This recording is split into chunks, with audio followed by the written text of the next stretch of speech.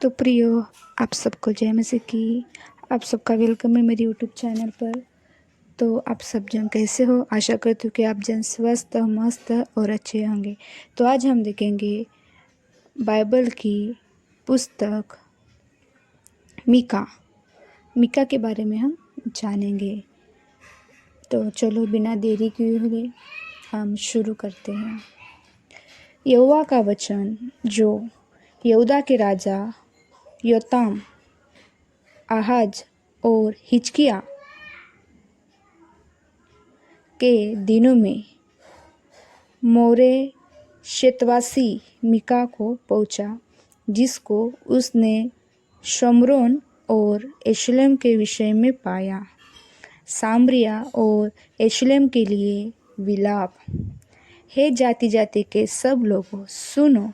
हे पृथ्वी, तू उस सब समेत जा, तुझ में है, ध्यान दे। प्रभु यहोवा तुम्हारे विरुद्ध वरन परमेश्वर अपने पवित्र मंदिर में से तुम पर साक्षी दे, क्योंकि देख, यहोवा अपने पवित्र शास्त्र से बाहर निकल रहा है और वह उतरकर पृथ्वी के ऊंचे स्थानों पर चलेगा। पहाड़ उसके नीचे गल जाएंगे और तराई ऐसे फटेंगी जैसे मोम आग की आँच से, और पानी जो घाट से नीचे बहता है। यह सब याकूब के अपराध और इज़राइल के घराने के पाप के कारण होता है। याकूब का अपराध क्या है? क्या सामरिया नहीं? और यहूदियों के ऊंचे स्थान क्या है? क्या यरूशलेम नहीं? इस कारण मैं सामरिया को मैदान में का ढेर बना दूंगा और दाग का बगीचा बनाऊंगा, और मैं उसके पत्थरों को खड़ू में लुढ़का दूंगा और उसकी नींव उखाड़ दूंगा। उसके सब खुदी हुई मूर्तें टुकड़े टुकड़े की जाएंगी, और जो कुछ उसने छिनाला करके कमाया है वो आग में भस्म किया जाएगा, और उसकी सब प्रतिमाओं को मैं चकनाचूर करूँगा, क्योंकि छिनाले ही की कमाई से उसने उनका संचय किया है, और वह फिर छिनाले की सी कमाई हो जाएंगी। इस कारण मैं छाती पीटकर हाय हाय करूँगा। मैं लूटा हुआ सा और नंगा चला फिरा करूँगा। मैं गिद्धों के समान चिल्लाऊंगा और शतमुर्गों के समान रोऊंगा, क्योंकि उसका घाव असाध्य है और विपत्ति यहूदा पर भी आ पड़ी, वरन वह मेरे जाति भाइयों पर पड़कर यरूशलेम के फाटक तक पहुंच गई है। शत्रु का यरूशलेम की ओर बढ़ना। गत नगर में इसकी चर्चा मत करो, क्योंकि मत रहो बद अपरा में धूलि में लोटपोट करो। हे शापीर की रहने वाली, नंगी होकर निर्जल चली जा। सानान की रहने वाली नहीं निकल सकती। बेतेसेल के रोने पीटने के कारण उनका शरण स्थान तुम से ले लिया जाएगा, क्योंकि सारोत की रहने वाली तो कुशल की बाट जोते जोते तड़प गई है, क्योंकि यहोवा की ओर से यरूशलेम के फाटक तक विपत्ति आ पहुंची है। हे लोकीश के रहने वालों, अपने रथों में वेग चलने वाले घोड़े चलने वाले घोड़े जोत। तुझी से सियोन की प्रजा के पाप का आरंभ हुआ, क्योंकि इज़राइल के अपराध तुझी में पाए गए। इस कारण तू गत के मोरेशेत को दान देकर दूर कर देगा। अकजीब के घर में इज़राइल के राजा धोखा ही खाएंगे। हे मारेशा की रहने वाली, मैं फिर तुझ पर एक अधिकारी ठहराऊंगा, और इज़राइल के प्रतिष्ठित लोगों को अदुल्लाम में आना पड़ेगा। अपने दुलारे लड़कों के लिए अपना केश कटवा कर सिर मुंडा, वरन अपना सिर पर गीत के समान गंजा कर ले, क्योंकि वे बंदी होकर तेरे पास से चले गए हैं। गरीब पर अत्याचार करने वाले की भर्त्सना हाय उन पर जो बिछोने पर पड़े हुए घबराइए,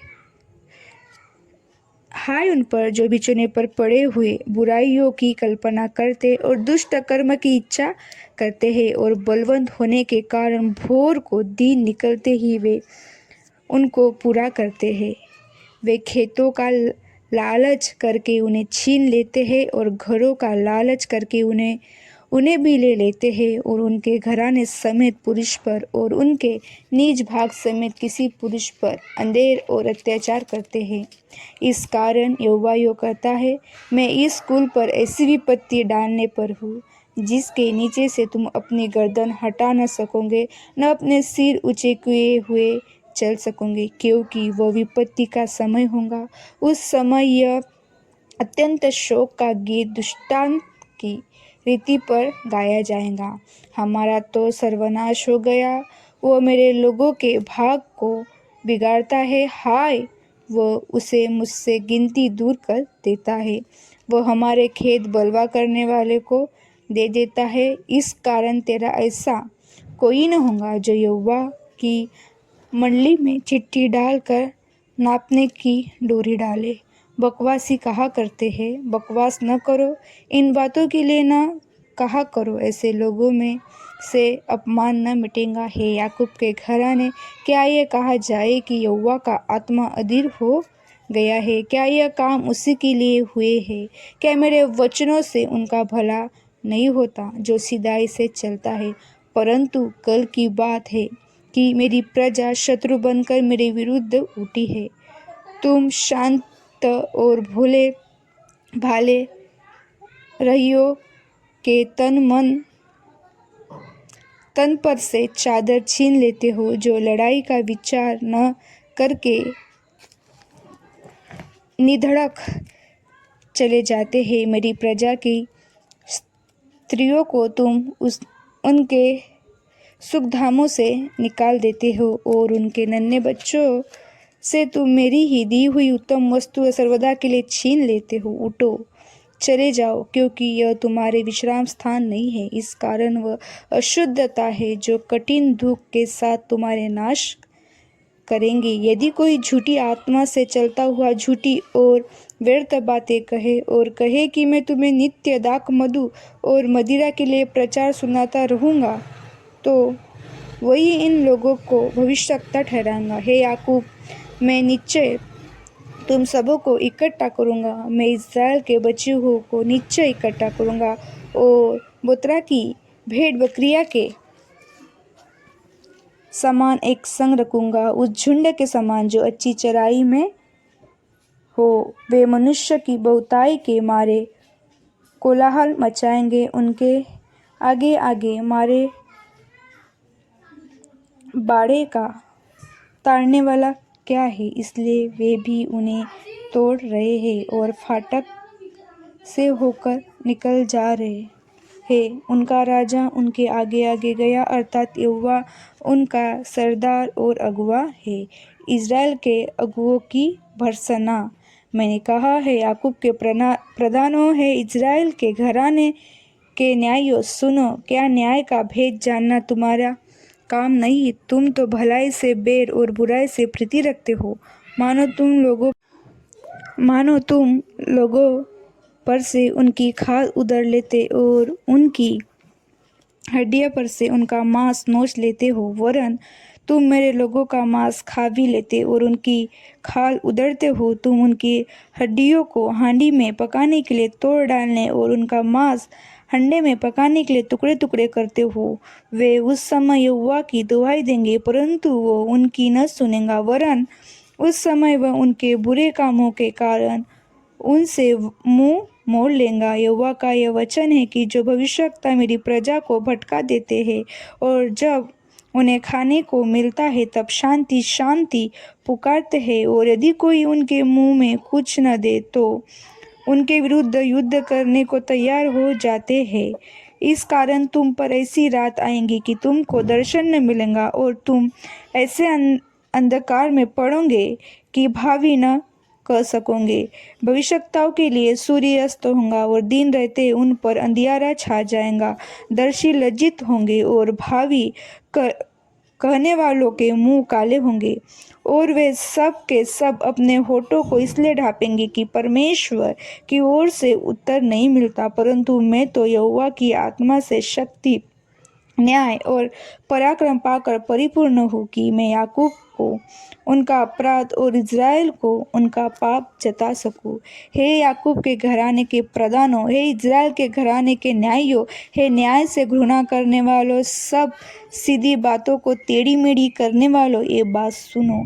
तुम सिय्योन को हत्या करके और यरूशलेम को कुटिलता करके दृढ़ करते हो। उसके प्रधान घूस ले लेकर विचार करते और याजक दाम से लेकर व्यवस्था देते हैं और भविष्यवक्ता रुपये के लिए भावी कहते हैं। तो भी वे यह कहकर यहोवा पर भरोसा रखते हैं, यहोवा हमारे बीच में है, इसलिए कोई विपत्ति हम पर न आएगी। इसलिए तुम्हारे कारण सिय्योन जोत कर खेत बनाया जाएगा और यरूशलेम खंडहरों को ढेर हो जाएगा। और जिस पर्वत पर भवन बना है वह उनके ऊंचे स्थान सा हो जाएगा। 4 अध्याय में लिखा है शांति का राज्य। अंत के दिनों में ऐसा होगा कि यहोवा के भवन का पर्वत सब पहाड़ों पर दृढ़ किया जाएगा और सब पहाड़ियों से अधिक ऊंचा किया जाएगा और हर जाति जाति के लोग धारा के समान उसकी ओर चलेंगे। और बहुत सी जातियों के लोग जाएंगे और वापस में कहेंगे, आओ हम यहोवा के पर्वत पर चढ़कर याकूब के परमेश्वर के भवन में जाए। तब वह हमको अपने मार्ग सिखाएंगे और हम उसके पथों पर चलेंगे, क्योंकि यहोवा की व्यवस्था सिय्योन से और उसका वचन यरूशलेम से निकलेगा। वो बहुत से देशों के लोगों का न्याय करेंगे और दूर दूर तक की सामर्थ जातियों के झगड़ों को मिटाएंगे।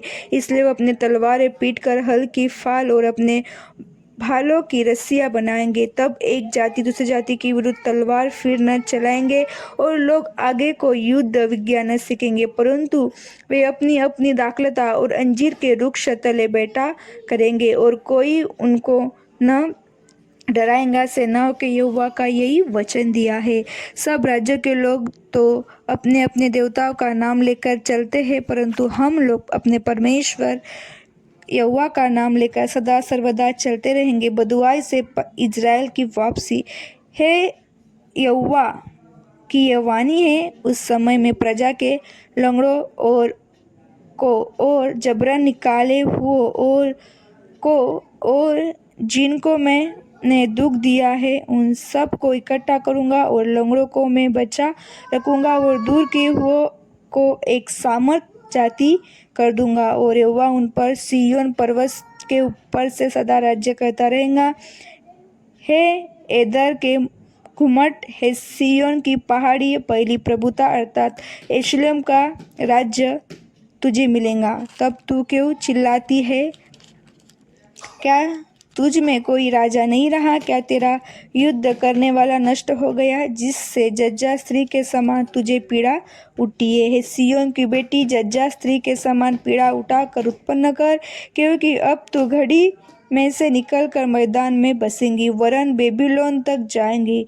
वही तू छुड़ाई जाएंगी, अर्थात वही यहोवा तुझे तेरे शत्रुओं के वंश में से छुड़ा लेगा। अब बहुत सी जातियाँ तेरे विरुद्ध इकट्ठी होकर तेरे विषय में कहेंगी, सिय्योन अपवित्र की जाए और हम अपनी आंखों से उनको निहारें। परंतु वे यहोवा की कल्पनाएं नहीं जानते हैं, उसकी युक्ति समझते हैं कि वह उन्हें ऐसा बटोर लेगा जैसे खलिहान में फूल बटोरे जाते हैं। हे सिय्योन, उठ और दावनी कर, मैं तेरे सींगों को लोहे के और तेरे खुरों को पीतल के बना दूंगा। और तू बहुत सी जातियों को चूर चूर करेंगी और उनकी कमाई यहोवा की ओर उनकी धन संपत्ति पृथ्वी के प्रभु के लिए अर्पण करेंगी। अब हे बहुत दलों की स्वामिनियों, दल बांध बांध कर इकट्ठी हो, क्योंकि उसने हम लोगों को घेर लिया है। वे इज़राइल के न्यायी के गाल पर सोटा मारेंगे। बेतलेहम में से एक राजा के आने की वाचा है। बेतलेहम एप्राता, यदि तू ऐसा छोटा है कि यहूदियों के हजारों में गिना नहीं जाता, तो भी तुझ में से मेरे लिए एक पुरुष निकलेगा जो इज़राइल में प्रभुता करने वाला होगा। और उनका निकलना प्राचीन काल से वरन अनादि काल से होता आया है। इस कारण वह उसको उन समय तक त्यागे रहेगा जब तक जज्जा उत्पन्न न करे। तब इस्राएलियों के पास उसके बचे हुए भाई लौटकर उनसे मिल जाएंगे और वह खड़ा होकर यहोवा की दी हुई शक्ति से और अपने परमेश्वर यहोवा के नाम के प्रताप से उसकी चरवाई करेगा। वे सुरक्षित रहेंगे क्योंकि अब वह पृथ्वी की छोर तक महान ठहरेगा। वह शांति का मूल होगा, छुटकारा और दंड। जब अशुरी हमारे देश में चढ़ाई करे और हमारे राजभवनों में पाँव रखे, तब हम उनके विरुद्ध 7 चरवाहे वरन 8 प्रधान मनुष्य खड़े करेंगे और वे असुरों के देश को वरन प्रवेश के स्थानों तक निम्रोद के देश को तलवार चलाकर मार लेंगे। और जब अशुरी लोग हमारे देश में आए और उसकी महिमा के भीतर पाँव रखे, तब वही पुरुष हमको उनसे बचाएगा। तब याकूब के बचे हुए लोग बहुत राज्य के बीच ऐसा काम देंगे जैसा यहोवा की ओर से पड़ने वाली ओस और घास पर की वर्षा, जो किसी के लिए नहीं ठहरती और मनुष्य की बाट नहीं जोती। याकूब के बचे हुए लोग जातियों में से और देश देश के लोगों के बीच ऐसे होंगे जैसे वन पशुओं में से सिंह या भेड़ बकरियां के झुंडों में जवान सिंह होता है, क्योंकि जब वह उनके बीच में से जाए तो लताड़ता और फाड़ता जाएगा और कोई बचा न सकेगा। तेरा हाथ तेरे द्रोहियों पर पड़े और तेरे सब शत्रु नष्ट हो जाए, यहोवा की यही वाणी है। उस समय मैं तेरे घोड़ों का तेरे बीच में से नाश करूंगा और तेरे रथों का विनाश करूंगा। मैं तेरे देश के नगरों को भी नष्ट करूंगा और तेरे किलों को ढा दूंगा। मैं तेरे तंत्र मंत्र का नाश करूंगा और तुझ में टोने आँख को न रहेंगे। मैं तेरी खुदी हुई मूर्तों और तेरी लाठें तेरे बीच में से नष्ट करूंगा और तू आगे को अपने हाथ की बनाई हुई वस्तु को दंडवत न करेगा। मैं तेरी अशेरा नामक मूर्तों को तेरे भूमि में से उखाड़ डालूंगा और तेरे नगरों का विनाश करूंगा।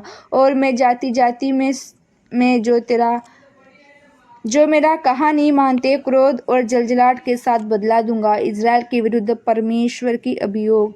जो बात यहोवा कहता है उसे सुनो, उठकर पहाड़ों के सामने वाद विवाद कर और टीले भी तेरे सुनने पाए। हे पहाड़ों और हे पृथ्वी की टल नींव, यहोवा का वाद विवाद सुनो, क्योंकि यहोवा का अपनी प्रजा के साथ मुकदमा है और वह इज़राइल से वाद विवाद करता है। हे मेरी प्रजा, मैंने तेरा क्या बिगाड़ा है? क्या करके मैंने तुझे उकता दिया है? मेरे विरुद्ध साक्षी दे।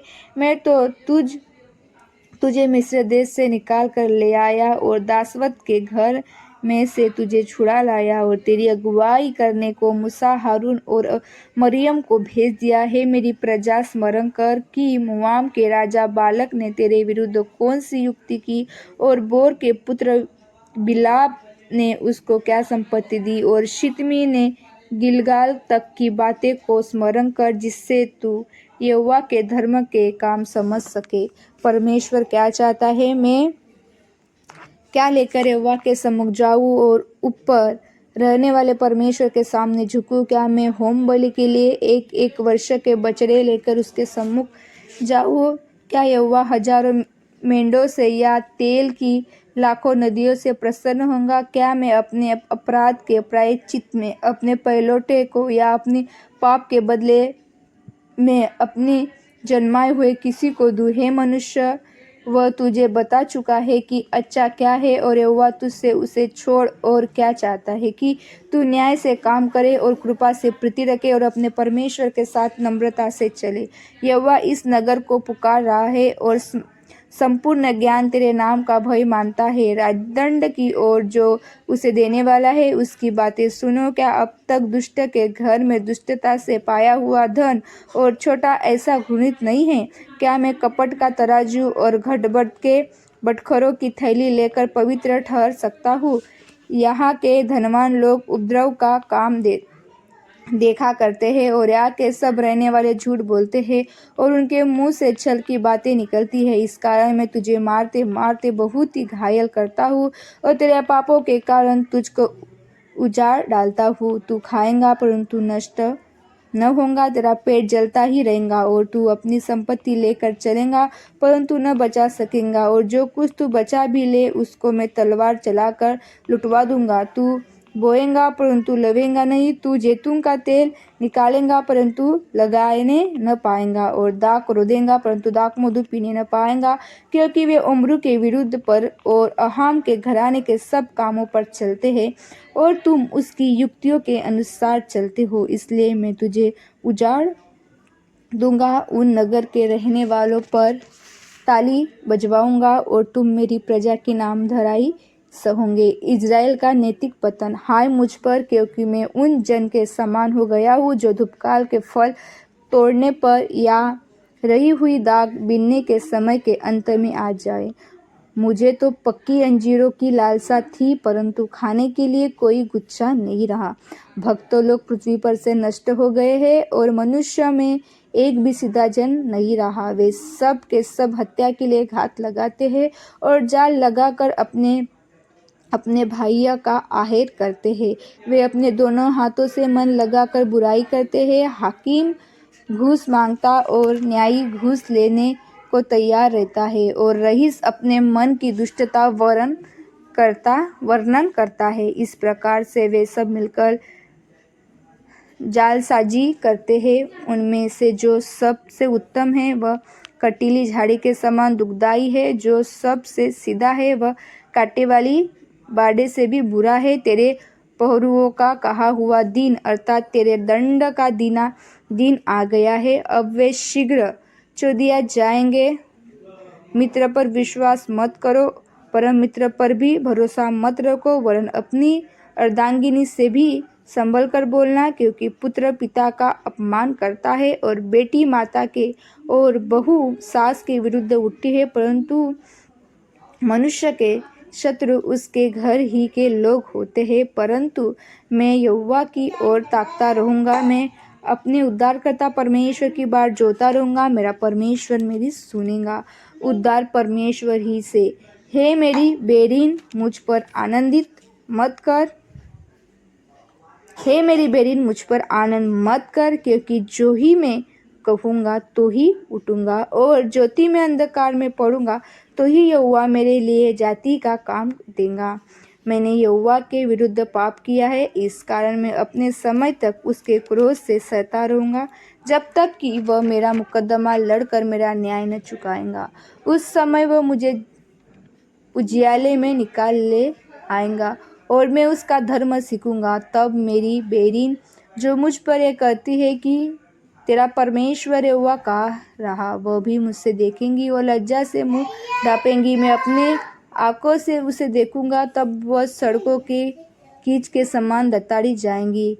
तेरे बाड़ों के बांधने के दिन उसकी सीमा बढ़ाई जाएंगी। उस दिन अश्शूर से और मिस्र के नगरों से और मिस्र और महानद के बीच के और समुद्र और पहाड़ के बीच के देशों से लोग तेरे पास आएंगे, तो भी यह देश अपने रहने वालों के कामों को कारण उजाड़ ही रहेगा।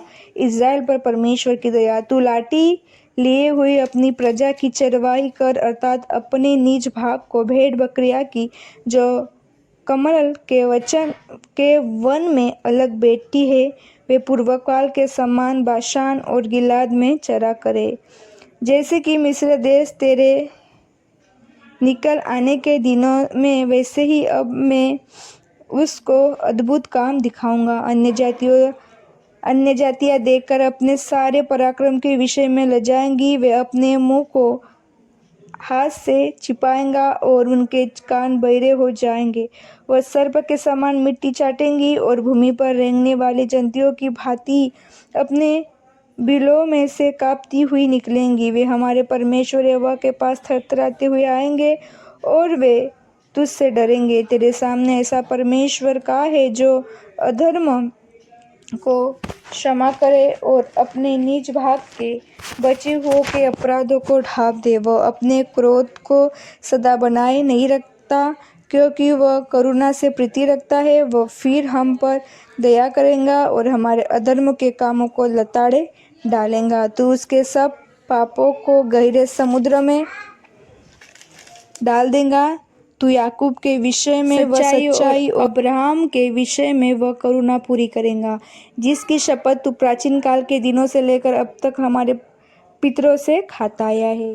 इस पढ़े जाए वचन से आपको प्रभु बहुत बहुत ब्लेस करे। आप सबको जय मसीह की।